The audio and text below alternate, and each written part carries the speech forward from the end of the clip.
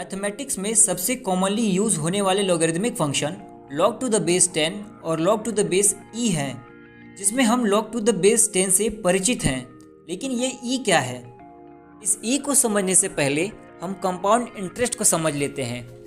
Compound interest का simply अर्थ यह होता है कि यदि हम किसी प्रिंसिपल अमाउंट को किसी इंटरेस्ट पर इन्वेस्ट किए हैं और अगली बार हम उसे री इन्वेस्ट करना चाहते हैं, तो अगली बार का प्रिंसिपल पिछली बार के टोटल अमाउंट के बराबर होगा। जैसे यदि हम 1000 रुपीज़ 10% इंटरेस्ट पर इन्वेस्ट करते हैं तो हमें इस बार टोटल अमाउंट 1100 मिलेगा। अब यदि हमें री इन्वेस्ट करना है तो हमारा इंटरेस्ट अब 1100 पर लगेगा, और यदि हम एक बार और इन्वेस्ट करना चाहते हैं तो इस बार का टोटल अमाउंट अगली बार का प्रिंसिपल बन जाएगा। कंपाउंड इंटरेस्ट के टोटल अमाउंट को हम इस फॉर्मूले से कैलकुलेट करते हैं, a = p × 1 + r/100 raise to n। e को समझने के लिए चलिए एक एग्जाम्पल कंसिडर करते हैं।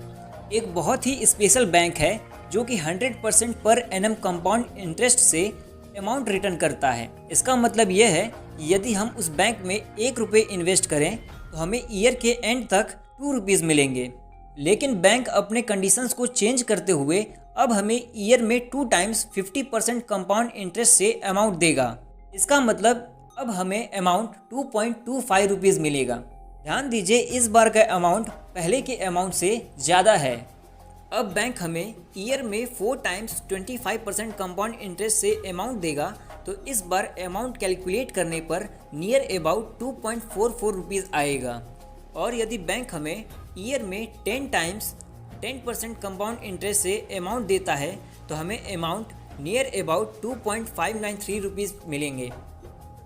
और इसी प्रकार यदि बैंक 100 टाइम्स देने लगे तो वो अमाउंट बढ़कर 2.70 तक चला जाएगा। इसी प्रकार यदि हम n की वैल्यूज़ को लगातार बढ़ाते जाएं तो हमारा अमाउंट एक स्पेशल नंबर की तरफ बढ़ता जाएगा, जिसकी वैल्यू है 2.7182818।